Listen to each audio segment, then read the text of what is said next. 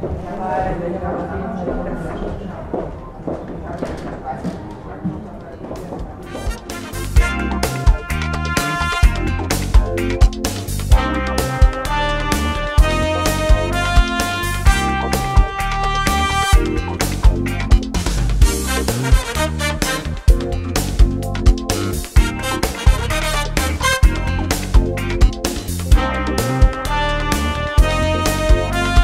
amis, en 2022, Morat-Seine-et-Loing, notre communauté de communes, fêtera ses 50 ans. Nous avons été parmi les premiers en France à créer une organisation intercommunale, à l'époque sous la forme d'un district de 7 communes. Depuis, nous n'avons cessé de nous agrandir, de développer nos compétences, et aujourd'hui nous comptons 18 communes, dont 23 historiques, et 40 000 habitants. Cet anniversaire sera l'occasion, au printemps, d'organiser une grande manifestation populaire ouverte à toutes et à tous, avec notamment la présentation de notre histoire, car pour savoir où l'on va, il faut savoir d'où l'on vient. Et nous évoquerons notre projet de territoire en cours de conception pour préparer notre avenir, ce qui pour nous est essentiel. Morat-Seine-et-Loing est une collectivité résolument tournée vers ses habitants, avec de nombreux services. Petite enfance, jeunesse et sport, culture, conseil numérique, maison France Service, qui permet à chacun, petit ou grand, de trouver des aides, des conseils, un accompagnement, et bien sûr de participer à des activités de loisirs, de formation, des activités culturelles et festives. Nous sommes un territoire performant.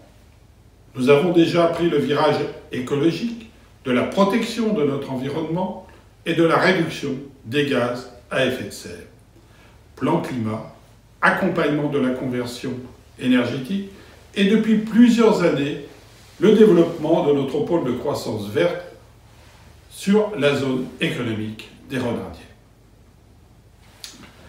Concernant notre département de Seine-et-Marne, j'ai constaté avec une certaine satisfaction la continuité des décisions que j'avais prises et engagées lors de ma présidence de 2018 à 2021. Mandat que j'ai toujours exercé avec une volonté d'écoute, de participation et d'équilibre entre les territoires, garantissant ainsi le seul intérêt général. Je suis et resterai vigilant afin que cela continue. Comme vous, je ne souhaite pas que le conseil départemental devienne la marionnette des intérêts électoraux d'un seul parti, mais bien qu'il reste au seul service de toutes les Seine-et-Marnaises et de tous les Seine-et-Marnais. J'attacherai bien sûr une attention toute particulière au canton de Montreux-Moret, dont je suis l'élu, tant en étant à l'écoute de ses élus et de ses habitants, qu'en défendant les projets en cours, et bien sûr en proposant de nouveaux, pour lui assurer toute sa place dans les dynamiques départementales. Vous le savez, cette année 2022 sera cruciale pour l'avenir de la France, car elle verra les élections présidentielles et législatives. Au-delà de la course aux promesses électorales, malheureusement le plus souvent irréalistes et quelquefois bien loin de vos réalités quotidiennes, je fais le vœu, que j'espère réaliste, que l'on parlera enfin des véritables problèmes de notre pays, à l'exemple de ceux de notre territoire. Comment faire face à la disparition des services publics, aux déserts médicaux, aux problèmes de sécurité? Comment réindustrialiser?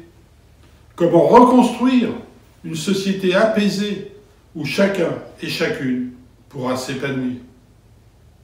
Voilà quelques sujets brûlants qui me tiennent à cœur, parmi d'autres, et sur lesquels j'aurai l'occasion de revenir. Vous le savez, vous pouvez toujours compter sur moi. Je veux vous souhaiter à toutes et à tous, pour vos proches, pour vos familles, et surtout pour tous ceux qui souffrent et se trouvent dans une situation difficile, au niveau économique, social, ou pour cause de Covid, mes vœux les plus chaleureux et les plus sincères pour 2022.